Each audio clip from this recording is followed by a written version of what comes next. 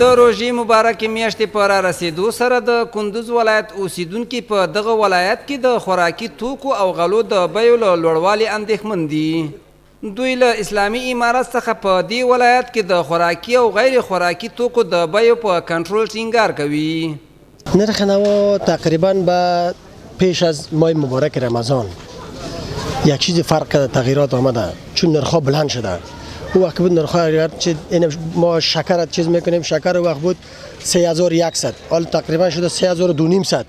در تقریبا در 2 روز 200 بلند رفت شکر. از تاجرها خواهش میکنیم که نرخ‌ها خصوصا در ماه مبارک رمضان مردم بسیار فقر و بیچارگی دیگه قرار داره، باید نرخ‌های خود تغییر بدن، ارزان کنند. نظر دیگه کشورهای اسلامی در هر کشور در ماه مبارک رمضان نرخ‌ها پایین میه.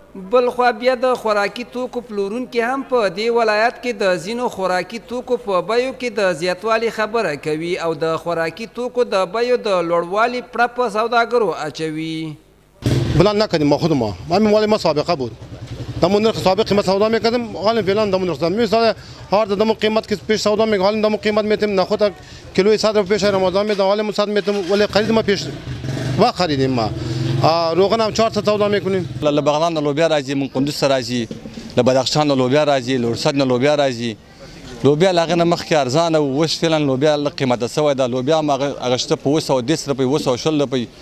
لوبیا پرون خرڅو په دې منډي کې موږ په 250 روپۍ د بغلان لوبیا خرڅو. دغه روغله نرخونه دغه روزه کې لږ سوي دي بل وخت نه. په همدې مهال بیا د کندوز ولایت ښاروالۍ ریاست چارواکي په دې ولایت کې د بیو د لوړوالي د مخنیوي لپاره د هڅو خبر ورکوي. دوی وایي د خوراکي توکو د بیو د کنټرول لپاره یو کمیسیون جوړ کړی او ډیر ژر به په ښار کې پر فعالیت پیل وکړي.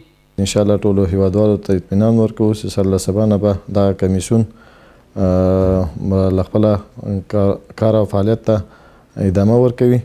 انشاءالله تر هغو پورې چې دا نرخونه کنټرول شي او نرخونه پورته لاړ نه شي. د کندوز اوسیدونکي په دغه ولایت کې د خوراکي توکو او د غلو د بیو له لوړېدو په داسې حال کې اندېښنه ښیي چې هر کال د روژې د مبارکې میاشتې په را رسېدو سره د خوراکي توکو بیې لوړېږي او ترڅنګ یې حکومت هم هڅه کوي چې په ښار کې د نرخونو د لوړېدو مخه ونیسي.